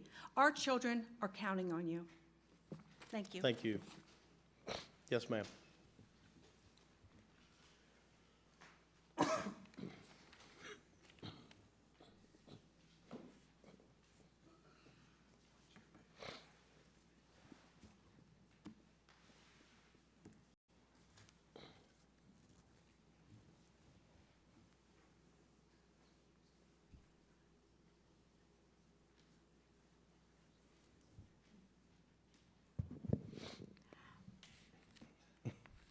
The name is Mary Adair. I live at 106 8th Street, Prattville, Alabama, 36067. And my thing, I congratulate all of you on winning your elections. And I stand to let you know that all 7 of you plus 1 have the whole city of Prattville in your hands. So I'm going to repeat this little jingle that I heard on Facebook. It may sound funny, but it's the truth. And it said, hell is hot. There ain't no water there. No Coke, no tea, no lemonade. The winters, there's no windows, no air conditioning. I say that because you all are responsible for the city of Prattville. And when you are voting during this, your season, I would like for you to realize that you should include all your citizens in what you vote for. Now, I won't be up here long, because, and I have one more thing to say. The young lady was saying about helping people that needed food. The Old Kingston Missionary Baptist Church on tomorrow will be having a food giveaway, and it will start at 8 a.m. But you need to be there early because the yard will be full. Their pastor's Reverend Ben Carter, and they are always anxious to help the citizens of Prattville. They do it like every other month. So if you know of anybody in your district that they give away vegetables, anybody in your district that needs anything, just go to Old Kingston Baptist Church. It'll be in November, and I don't think they'll do it again until maybe January. But I just want to remind you all that you all got the city in your hands. We want you to be careful how you walk on the city. And one thing about North Highland Park, I'm a graduate of North Highland High School, a 1967 graduate of North Highland High School. And I am proud of North Highland and North Highland Park. Now, I am with the North Highland Memorial Community Center, and we plan to have the Easter egg hunt, and we're also planning a Juneteenth celebration. Now, I am hoping that the repairs that are going to be done to North Highland will be done by the time Easter rolls around. Thank you. Thank you, ma'am. Ms. Robinson.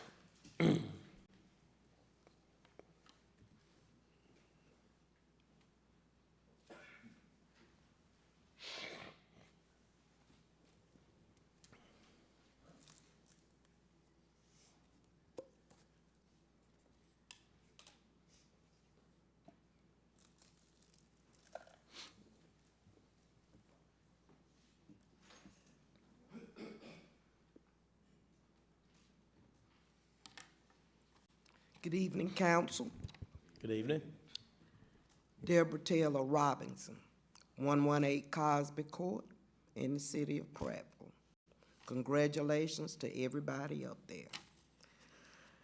My issue tonight is not about 106, it's 103 7th Street.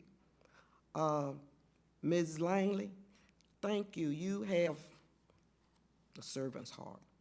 It shows your genuineness, your compassion for people. It's very obvious.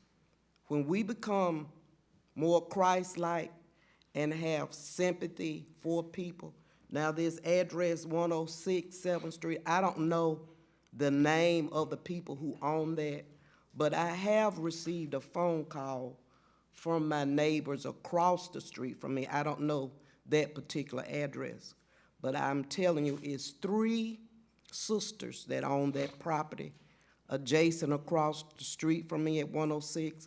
I don't know whether they have gotten any correspondence, but I know that they are seasoned seniors. They on a fixed income, and if it's their property, they will be more than happy to do what is needed to do their repairs. We stay in close contact with each other. So if it is their property, please let them know. They will do whatever it takes and whatever it needs for them. Some of y'all looking at me real strange. Some of y'all I've been knowing all of my adult life. If I didn't work with you, I work with your wives and others. Don't look at me strange. I'm still the same little old lady that helped in kindergarten and that kind of stuff. I wish all of you well. I pray that this be a season that we can work together. I know that there's a lot of work to do, and I know that the majority of you don't mind working because I know you, but some of you don't have that servant's heart. I pray that you get one. Thank you, Ms. Robinson.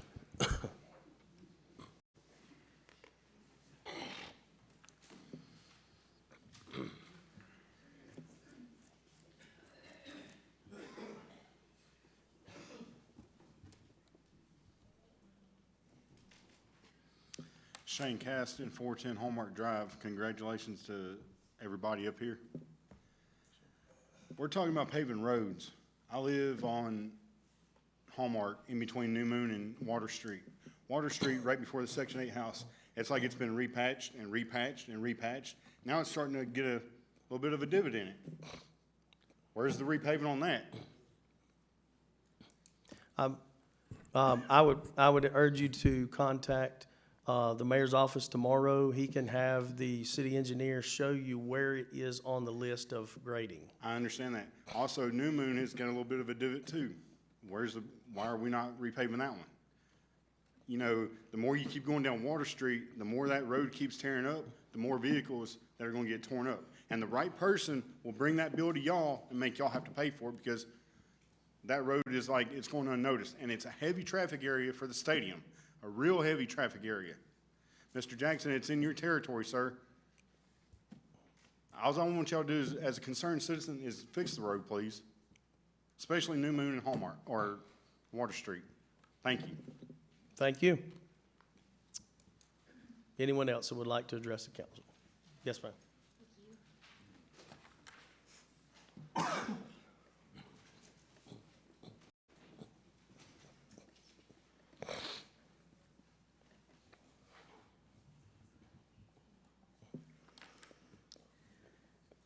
Okay, I'm sorry about that. My name is Jessica Hayes, and I live at 1954 Chancellor Ridge Road. And I'm here tonight. Unfortunately, I was thrown off earlier because of the comments. They're always so interesting, and make me think. But I wanted to first just agree with the mayor that we do need to, we can't hide from our history. We have to learn from it. And we do need to make sure that it's on display. And so I just want to take a moment and just survey real quick. Who knows the name T.C. Mills?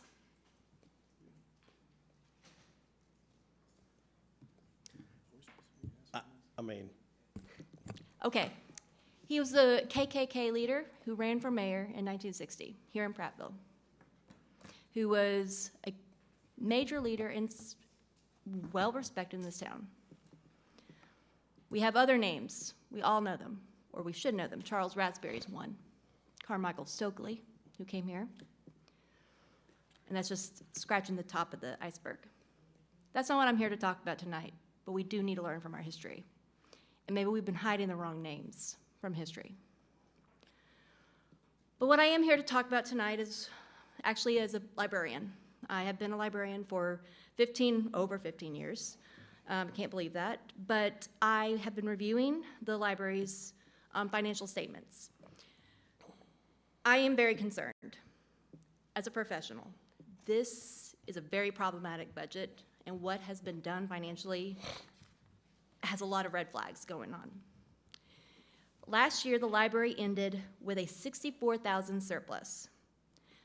That is unheard of. Our model in libraries is a break-even model. We are not necessarily supposed to have a surplus, especially not one that much. It likely came from reduced hours, which has been documented, and staffing cost, not new efficiencies. And this year, despite that surplus, as was mentioned before, the board is setting the book budget by 18% and programming by almost 30%, with the steepest affecting the children and teens programming. I think a lot of Prattville parents will have questions about that. But more troubling is that they are doing interest income sweeps. That is unheard of in a government-funded library. Where's that income sweep going? And why are they paying $24,000 for private audit and accounting service instead of using a city or county finance staff? On top of all that, they are increasing their income, or they're projecting it, a 78% increase in overdue fines and lost item fees, and a 50% increase in printing, copying, and faxing revenue. I cannot think of any other way that they can reach that revenue as a library without sharply raising the fines, fees, cost on the patrons directly, while simultaneously cutting the book purchases and programming. Based on my calculations, for every $1 gained through new fines and fees, roughly $3 are being cut from direct public services. So patrons are being required to contribute more and getting less. I will provide each of you with a handout that outlines these issues, but I also urge the council to ask some very specific questions before making any further financial commitments or operating decisions with the library. Who are the outside accountants, and why aren't the city or county services being used? Who manages the interest sweeps, and where are those funds held since they no longer bank with River Region? Why are book and program budgets being cut despite a surplus? And how much are they expecting to raise patron cost and fines and fees? I'm not asking for any money to be taken away, but they'd need to be held accountable. I would have to be held accountable for this. I would not be doing my job. Please consider pausing any automatic approval of future library board appointments and do the selecting yourself. if you want to hand those, I'll pass them out. Thank you. Thank you. All right. Yes, ma'am.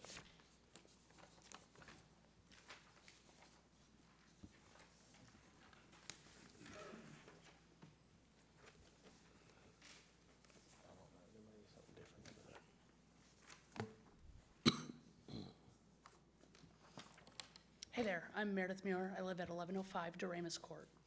So I actually submitted my application to be on the library board last week, but I know we've sworn some people in, so I just wanted to come up here and speak to all of you.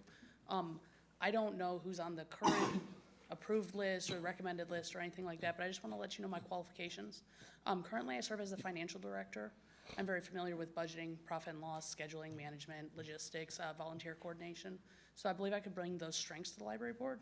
I also, at one point in my life, worked at the Department of Archives and History. So I'm very familiar with document preservation, cataloging, record retrieval, all those things that come along with a library. That one wasn't completely public, but you could request records, and I'm just familiar with that mode of business. But my biggest issue is I felt a calling to serve in my community, and I wanted to volunteer at the library. I previously did that pre-COVID, and I ran a program for teens and kids, and it was very popular. It was 100% free for the library. I actually provided all the materials and did everything. It was wildly popular. Maybe a little too popular. We had a lot of children show up, and that's a lot of kids for one person to handle, but I did it, and I had a lot of accolades from the library staff at that point. They reached back out to me after COVID when they opened up programming and in-person events. Unfortunately, I had moved out of state at that point, and when I returned, I submitted my application again to be a volunteer at the library just because I enjoy libraries, and when I did move, I experienced a really great library. And it kind of made me realize that we have a lot of things that we could be doing at our library, but we either don't have the funding or the correct division of funds or the volunteers needed to do so. And I felt like with that experience and then my professional experience, I could really marry those two and possibly bring that here. But unfortunately, my application went unanswered. So I went back in person to follow up, and I was told, oh, we're reviewing all applications. So then I waited again, and I called, and I was told the same thing, hey, we're just reviewing them. And so I kind of let that die. But then in June, I was excited, and I was like, you know what, I can devote some more of my time, and I want to restart that program I had because it was so popular, and it went completely unanswered again. So I feel like if people are willing to donate their time and their resources to the library, maybe we should consider them, at least give them a no or we're full or a reason, or just acknowledge it in some way.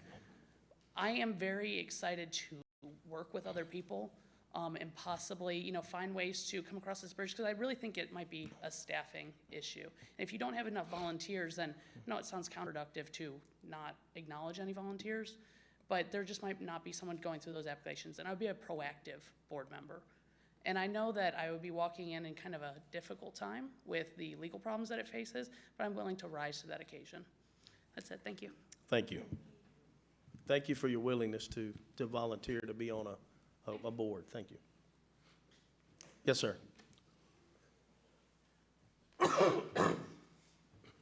Yeah. Okay, Maverick Roberts, already on here, 327 Diller Street. My concerns is dealing with the new Kingston Heights development, and I think it's still in District 2. A while back, we tried to get ahead of the thing and let them know that we had concerns. If you're gonna bring in big equipment, what would the dust and where would the animals go? And today, came through the neighborhood, dead raccoon, 7 deer in somebody's yard. We tried to tell you that these are things that were gonna happen in our community, but it fell on deaf ears. It's like, what could we have done? Maybe maybe before the construction came in, maybe try to corral the animals to the wilderness park, maybe get the street sweeper in, or have a regular patrol to see if the animals are in the street. When are y'all gonna get the raccoon up? Now, I said I probably had to call them to tell them to come get it up. But we tried to talk about these things before they happened, is what we have a problem with. And so I have a problem with addressing this body because it always falls on deaf ears. Sometimes the mayor has told some of the people, don't respond to the emails. Don't respond to his emails. Let him come through me. So, to the new members, we're looking and welcome. Get your email and see if you want to sort through them and make your own opinion. And so, with that being said, I address my issues and concerns, not to this board, not this body anymore. I try to go through the State Ethics Commission. And I encourage the people behind me, because I don't want to, not address, but the people behind me, I encourage you guys to go to a higher authority, whether it's United States Justice Department or the State Ethics Commission. Look those people up and tell them what's going on here. We demand accountability. We're citizens. Prattville's my home. I'm making repairs. This is always going to be my home. Born and raised here. But I would not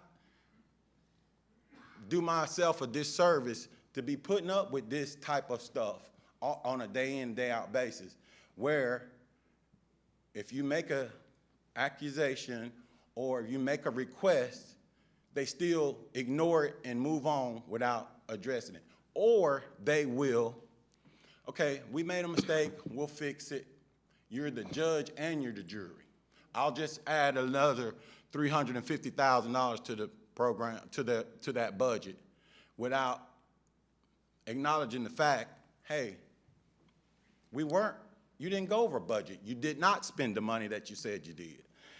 So with that being said, to the new members, I would like to just leave you, one of y'all, and you can distribute it to the rest of the members, that along with Mr. Cartwright, not to call him out, that the Cedric Campbell with GMC was one of the, also one of the members that was filed a complaint against. Councilman Jackson, Kelly Cook, of course, Mr. Bill Gillespie, Mr. Robert Stritchard, David Morgan, I think he was on the Parks and Recreation as well. Miss Abby Basinger, she works with GMC. And then, like I said, I've already mentioned Mr. Rubin.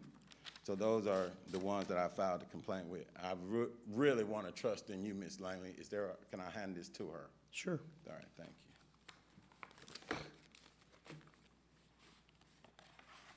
And the other documents in there are things like the a budget of what was spent, the invoices, and gratefully the attorney or the city accountant did provide the documents that we asked, and we looked at it, we compared it, it wasn't adding up. I would be remorse if I didn't say to Mr. White and Pastor Lucas and Ms. Robinson, who have been down here diligently fighting these battles for us, I really appreciate them. I know Ms. Robinson wanted me to make sure you tell them we want to see the end results of what the park is going to look like when it's finished. Thank you, sir.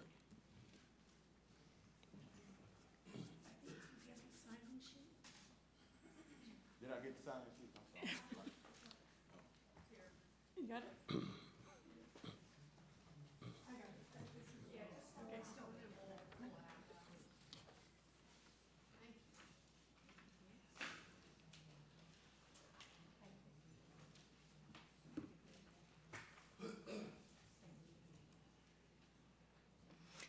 John Lee Finnegan, 211 Deer Trace, regarding the sign for the Lyric at Estes, will that be covered up since it hasn't been approved? I'm just trying to find out. Yes, but that would be an administrative function. Okay, So- all right. I have sent some emails, and I don't know if I've CC'd all of you, so I'm going to read these. These are some things that I've asked questions about and that I think you should know. I wrote to Daniel about the American Rescue Plan, and he responded, the city received $8,847,979.72 in funding. However, all of it was received prior to fiscal year 2025. All funds have to be spent by 12/31/2026, and had to be obligated by 12/31/2024. So they had to tell where these funds were going to be obligated. So anyway, I wrote him back and said, would you please list where the ARPA funds were obligated, individual projects, et cetera, and what are obligated for expenditures by 12/31/2026. And I have put in a record request for that.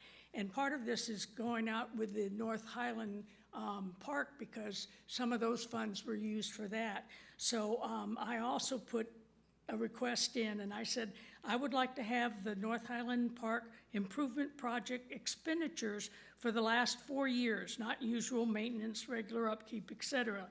The ones for upgrades, repairs, et cetera, listed individually, and what was budgeted for these in each fiscal year budget, and where the funds came from.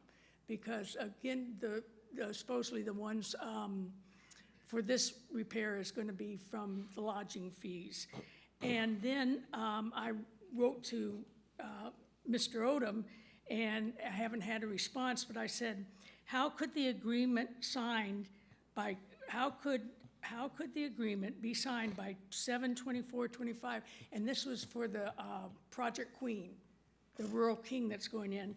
And per Amendment 772, a legal ad was not run until 9/9/25, and the public hearing wasn't held until 9/16/25. I would think the ad and hearing would have had to occurred first before the agreement could have been signed. And again, this is just information.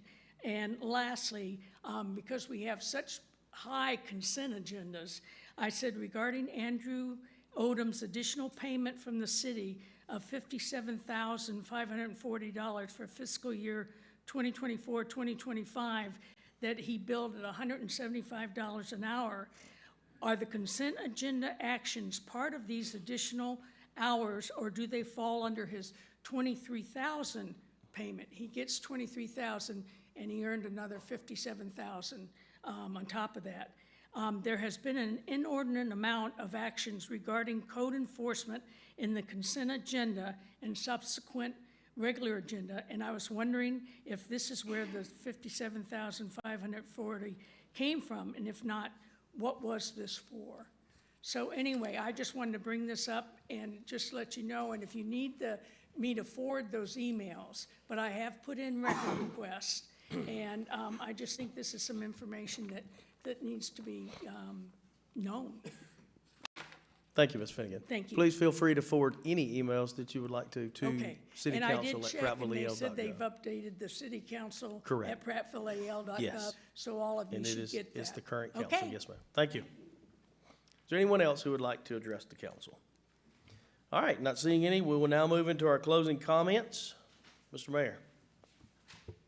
Yes, sir. And to start off with Councilor Langley, got a little bit of information for you, but as of today, anyway, both city attorneys have completed their independent review of the 2018 document at issue, and both confirmed as of 11/4/25 that the final completed document then requested was produced. The draft uncompleted document is not a public document subject to disclosure. So if you need any additional information, please feel free to talk with Andrew Odom. Can you repeat? Oh, that's all right. Go ahead and you can repeat. Can you repeat and slow down the last portion of what you said, please? Both city attorneys have completed their independent review of the 2018 document at issue, and both confirmed as of 11/4/25 that the final completed document then requested was produced. The draft uncompleted document is not a public document subject to disclosure. But furthermore, with my closing comments, I appreciate the council's hard work and look forward to working with y'all for the rest of this quadrennium. And thank you. Thanks, sir. Councilor Newman. I have a few comments. I just want to take an opportunity while I've got a captive audience to say a few things. First of all is, you know, it's been 24 hours, and it's been a tough 24 hours, to be honest with you. I'm a little bit surprised. You know, some things you think you know until you get into them and start doing them. They're a little harder than you think. That's all right. I want to make sure everybody understands, both fellow councilmen and those that are in the audience, those that may watch this, I'm not on anybody's side. I'm on Prattville's side. I'm on District 1 side. I did not run for office to burn the system down. I think that 90% of what goes on in this city is effective and is straight and is legal and is lawful. There's about 10% that needs to be looked at by the council and the rocks kicked over and make sure it's in place. I don't have an issue with the executive group. I think the mayor here has a good heart and cares about this city. And, you know, I've spent a lot of years, the last few years out here amongst you guys, paying attention and going to every meeting I can get to and volunteering on everything I can get involved with. And I know for a fact that this is a good city and people care about it. And all these counselors here care as well. Every one of them. I know them all, some of them since high school. They care about this city. I just ask that, you know, going forward, maybe we clear our minds a little bit on both sides of the aisle and try to realize that, you know, a body has a physical, a mental, and a spiritual side, and if it's not balanced right, it can die. And the same thing is for a city. You know, if you don't believe me, go look at some of these cities up north that used to be manufacturing hubs, and now they're not. Or drive west. There are other cities here in Alabama that have died because they couldn't manage their mental and physical infrastructure and spiritual sides. There's a lot coming our way nationally, and it filters down locally. And community, I've been to places in the world, you know, we don't talk about Bosnia much, but that was a genocide. And I've stood at the foot of mass graves that used to be neighbors. One of the reasons I ran for this position is I don't want to see my community go through that. And I wanted to be able to bring in a perspective to the executive office and my fellow council members that would help us negotiate some of those pitfalls. I think grace is something that we need to start thinking about a lot because there's a lot of, you know, we're a spiritual community. We're the Deep South, and I love that about us. We need to practice what we preach, a little bit of us, some of us, not all of us. I love my hometown. I could have lived anywhere in the world. I moved back here because I wanted to be involved. I was inspired by some of my friends and fellow community members that were volunteering, and I charge you, if you really care, volunteer. There's so many places out there that need volunteer, you know, and realize there are systems, there are constraints. You know, we have things like the MPO, which is a federal program where dollars are spent specifically for sidewalks. And it's a competition between counties and cities to get those. And this group has done a great job here at the city and competing for those and winning those. It's an 20% is what the city has to match. And sidewalks are crucial for a community. It's one of the number one things people look at when they move into an area. So I'm pro sidewalk. I want to manage expectations here. I also love chicken. So if a chicken place wants to come to town, I'm all for it, right? What I'm getting at is, you know, I didn't come up here for my ego. I've done a lot in my life. It's been satisfied. I'm 60. There's nothing else I need to prove. I just want to work for my city with my fellow counselors, and I hope that we can even out this quadrennium and we can work together with the mayor's office, with the rest of the council members, put our egos in our back pockets. Let's be professional. I'm asking both sides of the aisle here. I've got a new email address. If you're in District 1 or not, send me an email. You know, if I have offended anybody in any way, I mean, I got roasted on social media today because I talked too loud in the microphone. It was the first time using it. My head was bothering me a little bit. It felt like it was in a bucket. I didn't mean to say no very loudly, but apparently I did. So you see the kind of things that I'm talking about that, you know, we're doing the best we can. So, you know, let's show a little grace. And I just wanted to get that off my chest while I had everybody here because I know most of you out here and I know all of you up here. And I do care about you. And, you know, it was on my heart. And if you didn't care to hear it, you know, maybe you need to come back and talk to me later. I'll tell it to you again. Okay? So you know. Thank you. All right. Councilor Jackson. As we close tonight, I want to take a moment to reflect on this month's character trait, which is generosity. True generosity isn't just about giving things, it's about giving of ourselves, our time, our patience, our understanding, and our willingness to serve others, even when no one is watching. That spirit is alive in the city every single day through the dedication of our employees and staff. To every department, every city worker, especially those unsung heroes who often carry the heaviest load and stand at the bottom of the pay scale, please know that your work does not go unnoticed. You keep this city moving, and your service represents the best of Prattville. I am working diligently to obtain information and resources needed to make sure your value is reflected and respected. My commitment remains to push for fair, equitable, and transparent governance, not just in words, but in action. As we face the uncertainty of this government shutdown, I also want to extend prayers to all families and individuals who are affected. Let's continue to look out for one another, extend grace where we can, and lead with the kind of generosity that strengthens our entire community. Thank you. Councilor Chambers. Yes, sir. Over the past few days, I've seen some comments online suggesting that I was involved in an ethics violation. So I want to address this matter directly and transparently because integrity and accountability have always been at the heart of my public service. In June, I discovered that one of my campaign expenses had been reported under the wrong month.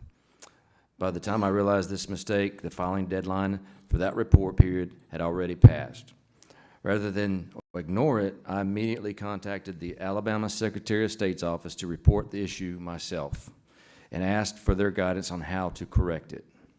The staff walked me through the proper process and informed me that because the correction came after the filing deadline, a routine penalty would be automatically issued.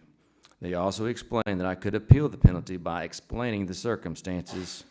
I submitted an appeal letter outlining exactly what had happened and why I took the steps that I did.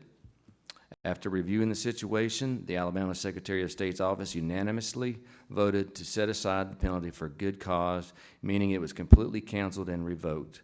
Their decision recognized that my actions were honest, transparent, and made in good faith. I could have stayed silent and hoped no one noticed the reporting error, but that's not who I am. I chose to do the right thing, even when it meant voluntarily calling attention to a mistake that could have gone unnoticed. I take pride in serving this community with integrity and accountability, and I will always own up to my actions and work to make things right when needed.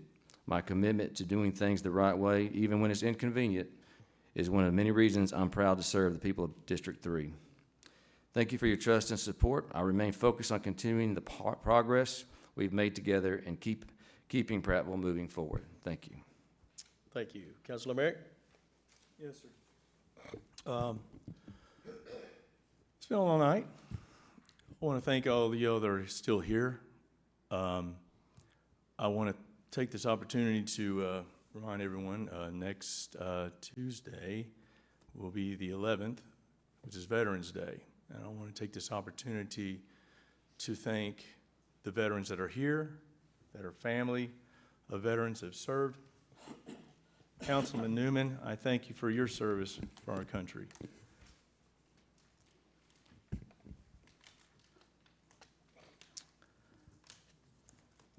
Today, I was advised, a good friend of mine called me out on something about on social media. Said because of my, that called me out because of my Asian heritage. Connected to a vote taking place this evening. There's been a lot of negativity, and while I wasn't surprised, it still hurt. I want to thank the individual that did advise me that. I said to myself, I know what's going to come. To have my race brought up in relation to the name of a project, something that social media has called racist, is disappointing. This issue has even been raised in our council meeting about the name of the Lyric of Esther. Now, let me be clear, I am not a racist man. To suggest that I play the race card or that my vote tonight should be determined by race is simply untrue. In the 3 years I've served on this council, and before my reelection, I spoke about my Asian heritage probably 3 times. First time, my good pal John Chambers. When I was sworn in, he believed that I was probably the first Asian descent to serve on the council of Prattville, Alabama. And I'm very proud of that. If I'm not, that's okay too, but I'm very honored. Second time during discussion on rezoning and district representation, which involved racial demographics and voting populations. And then a couple times in May when I spoke in recognition of Asian Pacific Islander Heritage Month, which I'm very proud of, and for our Asian Americans that are doing great things. But what really hurts is when someone, especially someone of faith, goes online and attacks another person's character, calling me fake, saying I fake cry, and that no man is that sensitive. Well, you clearly don't know who I am. I'm a very sensitive man. I love this town. I love my country. I love my friends. I love what I do here. You can say what you want. You have that free speech. But when it's someone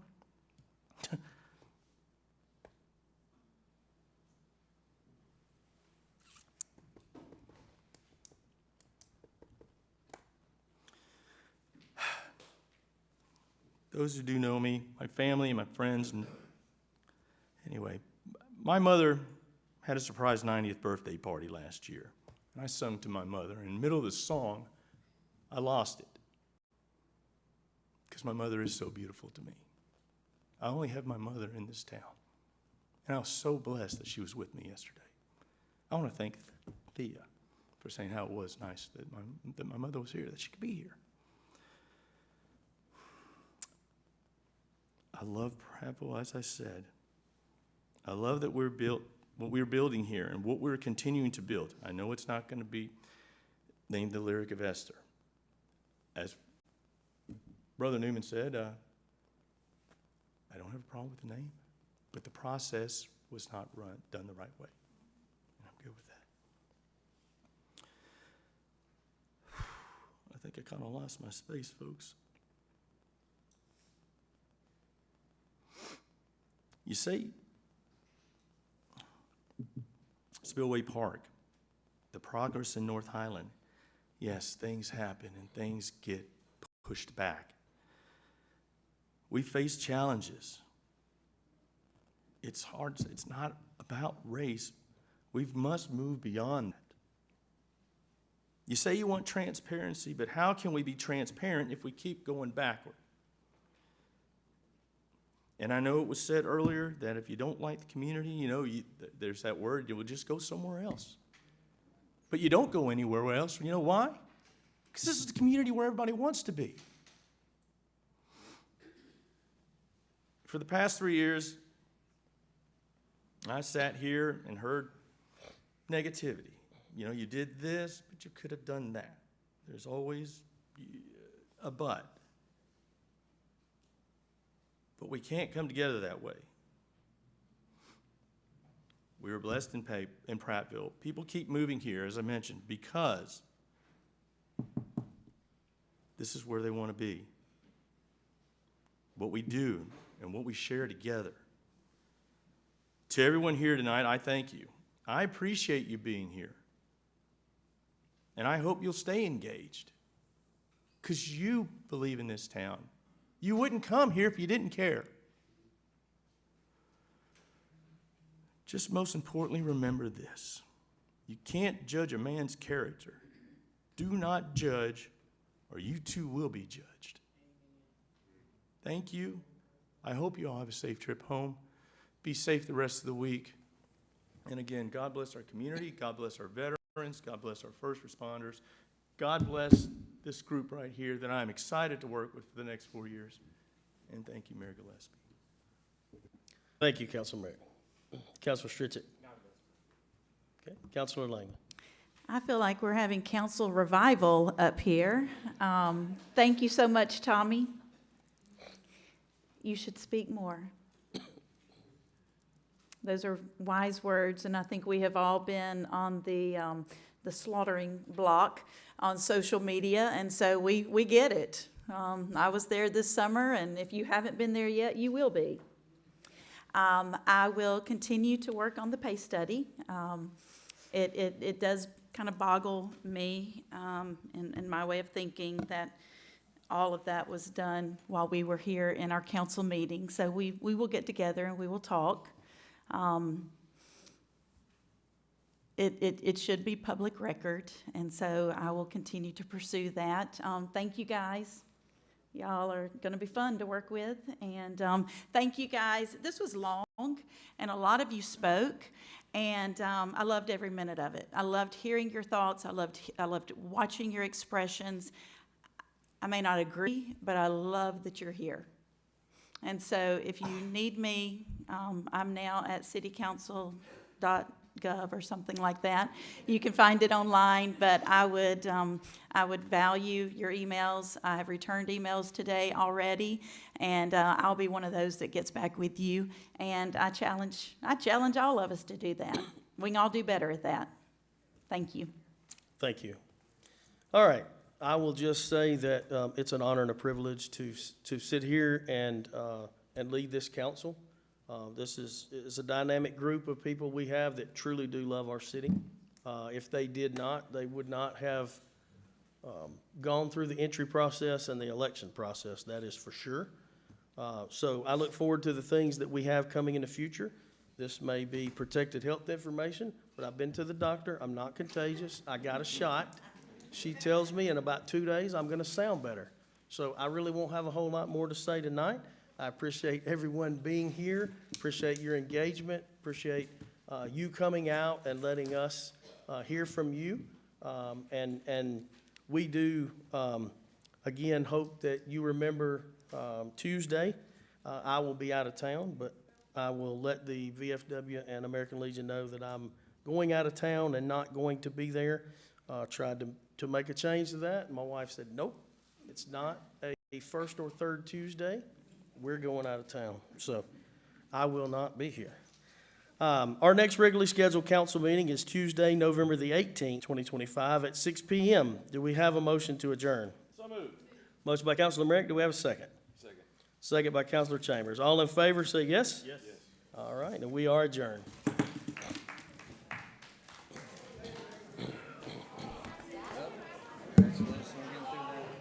Well, yeah.